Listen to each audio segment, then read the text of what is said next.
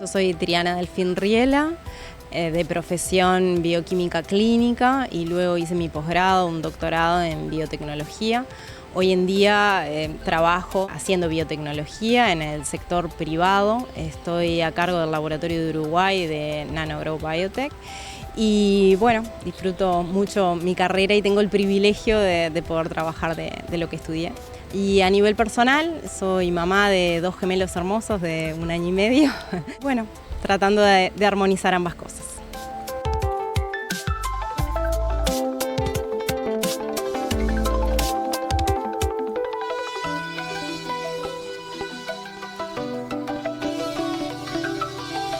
Bienvenidas y bienvenidos a otro episodio de este podcast de Investigadoras Uruguayas, resolver problemas tejiendo redes. Hoy estamos con Triana aquí en el LATU, en tu lugar de trabajo.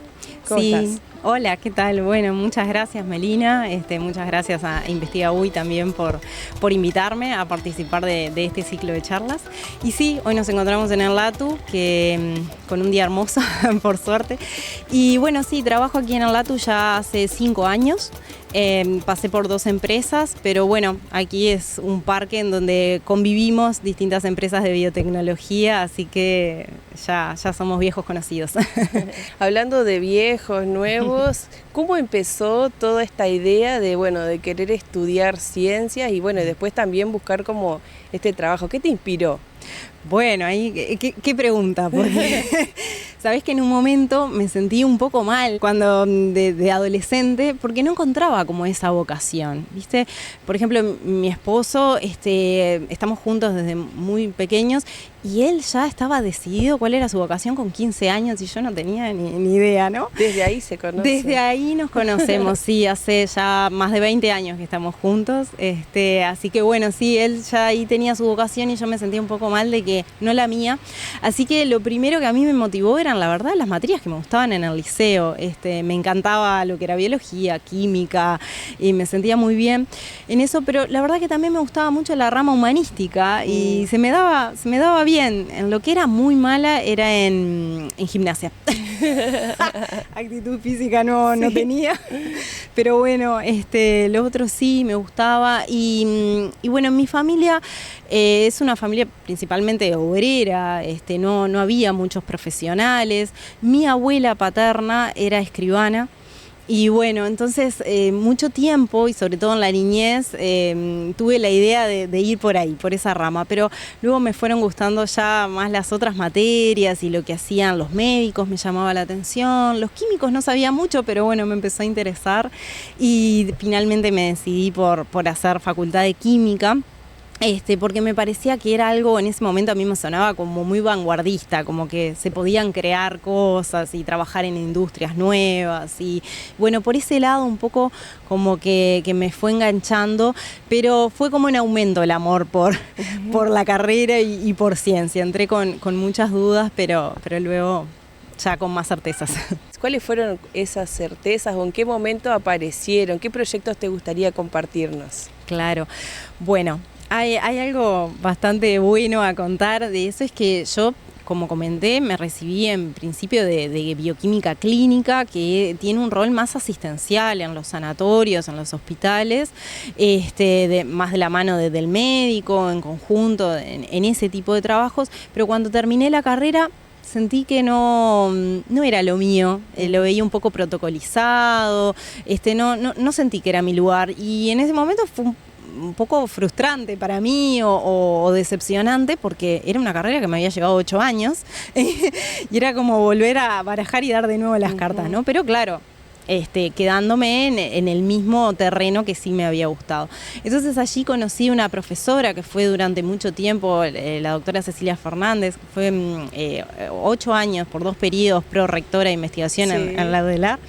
Y ella en una clase de inmunología me dijo, ¿y si probás por investigación? Y me invitó a la cátedra de inmunología.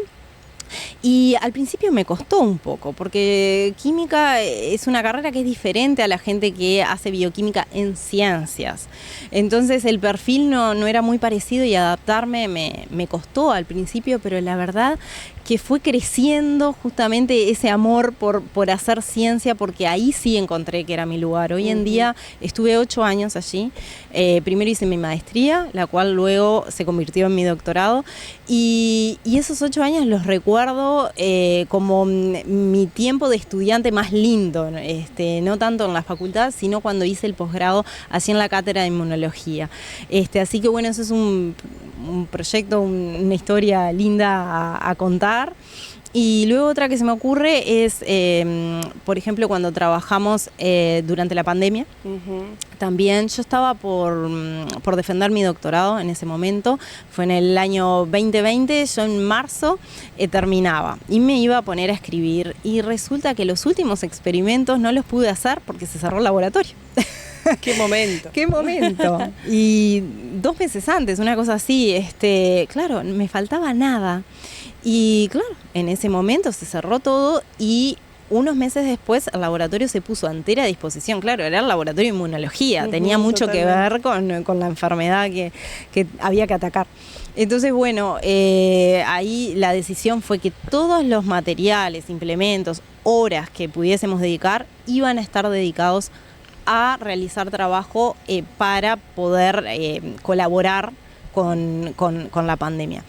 Y eso fue un muy lindo trabajo, porque allí colaboramos desde distintas partes, en esto de tejiendo redes, sí, ¿no? Que como lo nombra el podcast, allí fue donde lo vi realmente esto, porque trabajaba el Instituto Pasteur en un tipo de diagnóstico con PCR, tratando de generar una PCR. Trabajábamos desde el Instituto de Higiene, la cátedra de inmunología, generando kits diagnósticos de inmunoensayos. Trabajó también las universidades, Facultad de Medicina, empresas privadas. Teníamos mucha relación con ATGen, que también estaban desarrollando sus kits y bueno, teníamos un ida y vuelta con ellos. Entonces la verdad fue una experiencia para mí al principio triste y preocupante, porque que 2 meses antes de terminar tus estudios de doctorado, que hace 6-7 años que estás en eso, te digan, bueno, no sabemos hasta cuándo, no podés retomar tu trabajo en el laboratorio. Al principio fue muy triste para mí, pero luego esa experiencia fue muy enriquecedora y la valoré durante toda mi carrera profesional después, este intercambio entre distintos investigadores de distintas áreas y poder participar de algo macro, de algo que realmente tuviese un impacto. ¿Cuáles eran tus líneas de investigación antes después meterte también en la parte de lo que fue el COVID-19? Claro, bueno, mis líneas de investigación fueron adaptadas, me acoplé, digamos, al laboratorio en el que entré. Yo entré en el laboratorio de inmunología y allí hay 3 grupos de investigación. Al que yo entré, que está a cargo del doctor Gualberto González, es un grupo que es de investigación aplicada. Genera anticuerpos recombinantes, un tipo particular de anticuerpos recombinantes que se llaman nanobodies, que son muy pequeños, que generan algunos tipos de mamíferos, los camélidos particularmente, y estos anticuerpos tienen diversas ventajas biotecnológicas. Entonces, lo que nosotros hacíamos en ese laboratorio era aplicarlos para distintas cosas, ¿no? En mi caso, mi tesis era para el diagnóstico clínico, entonces generábamos kit diagnóstico. Ahí el equipo fue muy generoso en darme la oportunidad de trabajar en eso, porque yo, al ser bioquímica clínica, venía de la rama clínica y quería hacer algo relacionado a la clínica y no tanto a la investigación. Así que bueno, me permitieron orientar mi tesis por allí y bueno, trabajamos en kits diagnósticos para cáncer colorectal, en kit diagnóstico para Zika, que en ese momento, por el año 2015-2016, había una alerta de la OMS muy importante y bueno, justo caímos en buen momento para eso. Luego también lo aplicamos para el caso de COVID-19 y para algunos otros alergenos que hicimos también con otro equipo que trabaja en el laboratorio, en leche materna y en lactancia, y bueno, también colaboramos en ese momento con este equipo generando anticuerpos para ellos. Así que bueno, fue un poco de todo, pero siempre trabajando con estos pequeños anticuerpos. Distintas redes también para distintas problemáticas, ¿no? Claro. Claro. ¿Cómo es trabajar en esos equipos? ¿Cómo es también la cuestión de género? ¿Hay mujeres, muchas, pocas? Bueno, es una carrera que hay mucha presencia de mujeres. La verdad que sí, eso es muy lindo, porque sé de algunas colegas, incluso de algunas otras investigadoras entrevistadas que en la reunión que tuvimos comentaron que al revés, ¿no? Que se sentían un poco solas a veces. No, en nuestro caso hay gran presencia de mujeres, yo diría que más mujeres que hombres, pero pasan algunas cosas, por ejemplo, que los líderes de grupo muchas veces son hombres. Claro. Por ejemplo, los grados 4, los grados 5, no siempre, hay mujeres por supuesto también, pero en general esto viene cambiando. Igual, viene mejorando, pero en general son hombres, los grados 5, los catedráticos, los decanos de la universidad, y también sucede a nivel privado, de repente las encargadas o las líderes de equipo somos mujeres, pero ya los dueños o los encargados ejecutivos son hombres, claro, en general. Entonces se ve esa disparidad en muchas ocasiones, y bueno, eso a veces hace que las condiciones de trabajo a veces contemplan de forma desigual, muchas veces no a propósito, pero bueno, por el propio sesgo del género de cada uno, ¿no? Y eso se veía en ese laboratorio, también en el laboratorio de inmunología, pero bueno, se trabajaba de todas formas muy bien. Sí, conocí a algunos, por ejemplo, chicas que estaban haciendo su doctorado y claro, decidieron ser madres en medio y algunas fueron muy bien apoyadas, pero otras no tanto. No estoy hablando de ese laboratorio, estoy hablando de colegas, sí, ¿verdad? Que me he enterado que, por ejemplo, ha sucedido que, claro, la investigación lleva una dedicación muy importante, estás muchísimas horas realmente, te llevas la investigación a tu casa permanentemente. Sí. Y claro, cuando nos atraviesa la maternidad, esa dedicación baja. Y baja la dedicación horaria y también mental y bueno, entonces necesitamos ese tiempo, y bueno, sé de casos de que han tenido hasta que cambiar de tutor porque no lo aceptan tan bien, o en algunos casos. De todas formas se han hecho en la universidad, por ejemplo, sé que ahora está teniendo algunos cambios y mejorando, pero sí que se ve.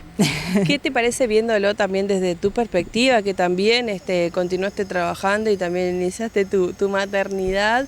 ¿Qué te parece que podría disminuir esas desigualdades o esos digamos, escollos que hay a la hora de decir, bueno, voy a ser madre y qué hago con mi trabajo? Y están estas dos situaciones, como comentaban, ¿no? Cuando hay apoyo y cuando no. Claro. Algo bueno ahí es que algunos cambios hemos visto en los últimos años que está bueno capaz reconocerlos. Por ejemplo, bueno, este momento, ¿no? De esta visibilidad, de esta oportunidad que nos dan a las investigadoras de hablarlo, de comentarlo, de traerlo. Esto ya de la mano de Investiga.uy, bueno, es algo que para mí está bueno, ya es un avance. El SNI, el Sistema Nacional de Investigadores, también ha avanzado mucho en este sentido. Por ejemplo, a las mujeres nos da prórrogas por maternidad. Eso es nuevo y creo que es muy importante. Yo lo utilicé. Te da un año por hijo y bueno, eso la verdad que a mí me sirvió. ¿Por 2? Mira, no en caso de gemelos. No lo pregunté, yo usé un año. Bien. Pero capaz que sí, que está esa posibilidad, un caso raro. Pero bueno, eso la verdad que a mí, yo hice uso de esa herramienta y me sirvió mucho. Sé que la Ani, que bueno, la tenemos acá cerquita, también ahora está con unas iniciativas de generar espacios y proyectos, apoyar a proyectos de emprendedoras mujeres, o sea, de emprendimientos liderados por mujeres. Ahí va. Sí. Eso está corriendo ahora y bueno, eso es nuevo también y es muy importante. La universidad sé que está apoyando también, otorga reducción de horario por más tiempo, ¿no? Más allá de los 3 meses. Digo, esas son cosas que se están haciendo y me gusta reconocerlas porque antes no pasaban, quizás las investigadoras entrevistadas ya que comenzaron antes su carrera que nosotros no tuvieron esa suerte, pero algunas que se me ocurren, que siempre hablábamos con algunas colegas, es que a veces es un poco injusto el momento en el que nosotras somos madres ya como tardíamente, ¿no? Porque es una carrera muy larga y toma mucho tiempo y es a los 30 y tantos. Y coincide con nuestro pico de rendimiento profesional, porque en general cuando uno como que despega, un poco es allí que tenés la madurez, ¿no? Entonces, acompañar que podamos seguir creciendo y desarrollándonos es muy importante. Por ejemplo, siempre hablamos de que algo bueno sería que nos permitieran tener horas de capacitación para capacitarnos, para hacer cursos dentro del horario laboral. Eso en la universidad a veces se ve, pero por otro lado te piden que sigas con una producción científica muy activa, entonces no acompaña. O de repente en el sector privado también está, pero, o por ejemplo, reducción de horario. Se puede hacer, yo por ejemplo lo hablé con las empresas en las que trabajé y me lo permitieron, y sé de otras colegas que también lo han hecho. Y eso está muy bien, pero en general se ve aparejado de una reducción salarial. Entonces, claro, eso, primero que algunas investigadoras, o bueno, mujeres en general, no lo pueden tomar si viene aparejado de una reducción salarial. Y las que sí lo pueden tomar, y bueno, da inestabilidad económica, hay un atraso, ¿no? Entonces, bueno, como que se gana por un lado, pero no está totalmente cerrado el círculo, porque se pierde por otro. Entonces, bueno, de repente que hubiese un subsidio por parte del Estado, unos meses, un tiempo, un acompañamiento económico, eso podría ayudarnos a que podamos tomar esa opción. Yo creo que esas cosas son todas cosas que favorezcan a que nos podamos seguir desarrollando y que no aparezca como esto que le llaman las escaleras rotas, ¿no? Como que, bueno, empezamos a subir y a desarrollarnos, pero bueno, vemos enlentecido, pausado nuestro crecimiento, nuestro desarrollo, porque como que no se completa el proceso para poder llevarlo a cabo. Entonces creo que esas cosas son muy importantes y también, bueno, un poco disminuir la brecha, ¿no? Entre géneros también, porque a veces por mandatos sociales, porque es tradición. Sí, la historia. Somos las mujeres las que estamos a cargo de la mayoría de las tareas de cuidado familiar y nos cuesta mucho armonizar lo profesional con las tareas de cuidado, y muchas mujeres, y lo he hablado con muchas colegas y amigas, la vivimos con culpa. La maternidad para un lado y para el otro. Sí. Cuando pedimos tiempo en lo profesional o en el trabajo,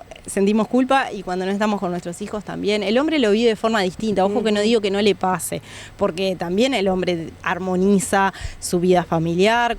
Pero bueno, hay como un peso en las mujeres muy importante, que cualquier medida que ayude a disminuir esta brecha me parece que es importante. Ahora la UDELAR dio un paso muy importante en esto, que es permitir que la licencia, los 3 meses o los 6 meses de licencia maternal se puedan compartir, ¿no? Parte la puede hacer el papá y parte la mamá, o toda el papá o toda la mamá.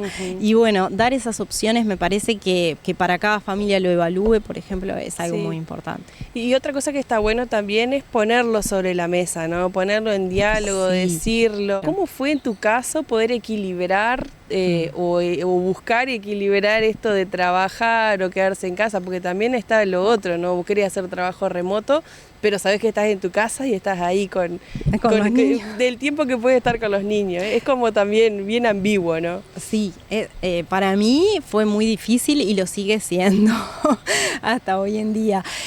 Yo me identificaba antes de ser mamá como una completa workaholic. Mi vida estaba orientada totalmente a lo profesional. Yo hice todo mi maestría y mi doctorado trabajando afuera, ¿verdad? Trabajando como vendedora, como especialista de productos en una empresa de venta de kit diagnóstico.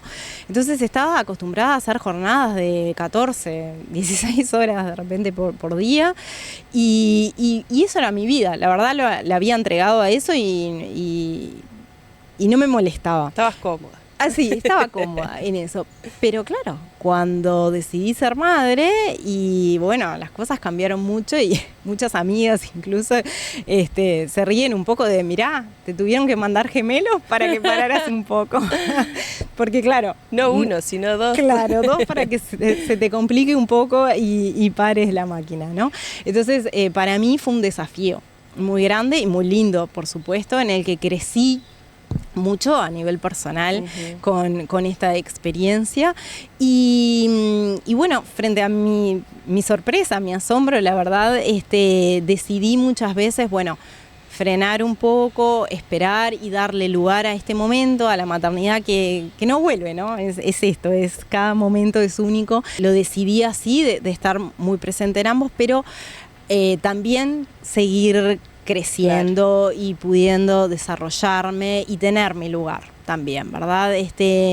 Para mí también es importante sentirme bien con eso y poder tener mi ocupación y desarrollarme. Y esto, bueno, hubo que hablarlo en casa, lo hablamos con mi pareja, tuvimos muchas charlas sobre esto, él siempre me apoyó en esto que es importante, bueno, es tu decisión, si preferís hacerlo de una forma u otra, yo te voy a acompañar, pero sí hubo que hacer algunos consensos, algunos cambios, por ejemplo, bueno, cuando yo comencé a trabajar más horario o empecé a tener más responsabilidades, entonces, bueno, él tuvo que empezarse a ocupar de algunas tareas que ya se ocupaba porque al tener gemelos, bueno, el papá tiene que estar muy presente, no puede escaparse, pero realmente, bueno, en organizarnos de distintas formas, en esto de tejer redes, ayudarnos por la familia. Tuvimos que pedir ayuda, que algunos días viene mi suegra, otros días está mi padre, también en esto de que se está perdiendo un poco, ¿no? Que hace años se criaba más en tribu, como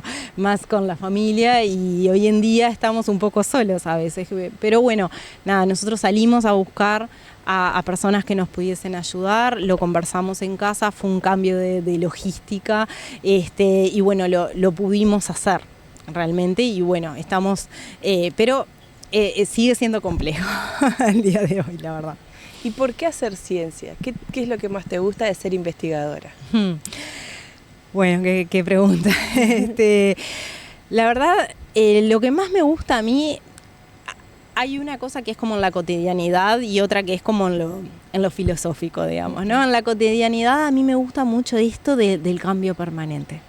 Me gusta un poco vivir como en esta adrenalina de que nada está escrito en ciencia, ¿no? Está todo por descubrir, está todo por hacerse, y me parece que, bueno, que es fantástico esto en esta parte que digo más lo filosófico, de descubrir cosas que no existan, de poder tener ese impacto de decir, bueno, yo de cierta forma todos sumamos en nuestro trabajo de la manera que sea, pero el generar algo que no existe es lo que a mí me motiva, ¿no? Yo tenía mi cotutor, que fue muchos años, que siempre me decía, hacer ciencia es hacer magia. y bueno, y yo creo que hay un poco de eso, ¿no? Es generar aquello que no está ahí, o descubrir aquello que aún no sabemos que existe. Y a mí eso, la verdad, me genera mucho entusiasmo, me apasiona, eso me mueve. Y creo que es un poco eso, los investigadores tenemos que poner mucho la mirada en el futuro, porque en el día a día es duro. Muchas veces, porque los resultados en general no te dan. Hay que esperar, ser paciente. Sí, hay que cultivar la paciencia, tener mucha tolerancia a la frustración. Además de cultivar anticuerpos, paciencia. Exacto, más paciencia que anticuerpos, te diré. Entonces, bueno, sí, es un trabajo de mucha resiliencia, de mucho, bueno, hoy no dio, mañana se verá, y de proyectar y de nada está escrito en piedra, ¿no? Es como planificamos los lunes toda la semana y el miércoles ya hay muchos cambios. Entonces, bueno, también hay que tener un tipo de personalidad que se adapte a eso, ¿no? Y bueno, yo creo que a mí se me da bien eso, me gusta, así que, bueno, como para resumir eso, me apasiona hacer la magia. Excelente. Y hablando de magia, yendo también un poquito para lo que es el futuro, y para ir cerrando, ¿qué le dirías a las niñas o adolescentes que están ahí capaz como vos, que no saben cuál es su vocación y por ahí tienen algún gustito o en alguna materia por algo de la biología, la ciencia? ¿Qué le dirías? Bueno, les diría que si les gusta eso, entonces, bueno, adelante.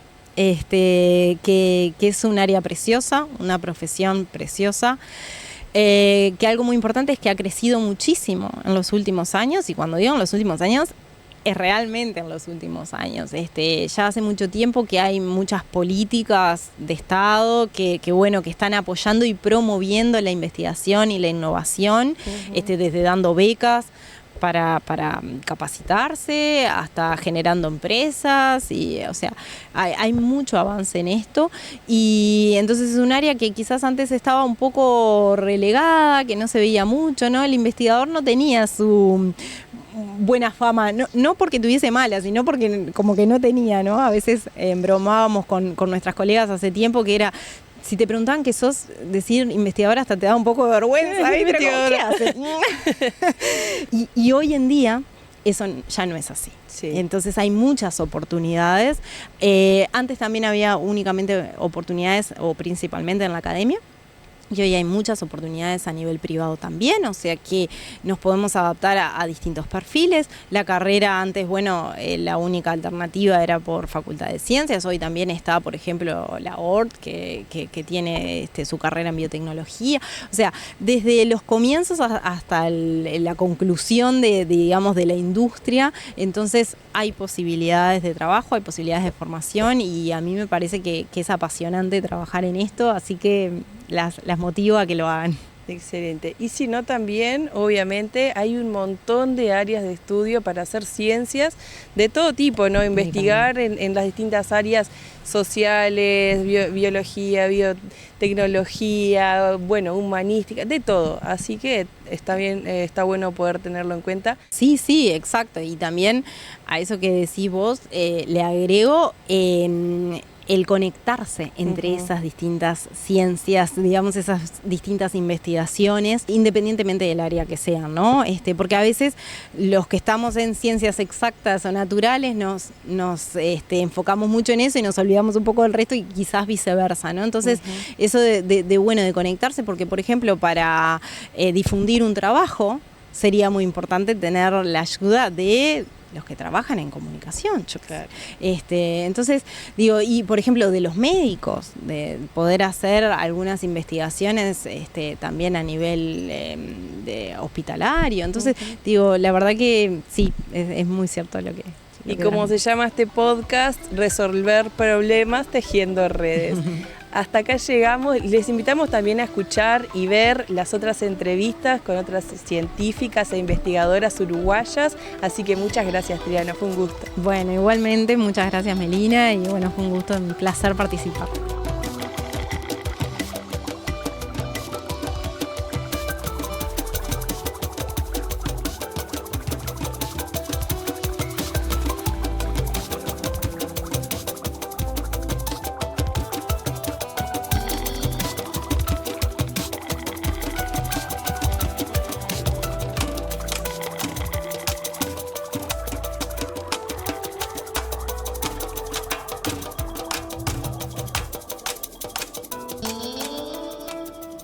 ¡Yeah! ¡Qué lindo!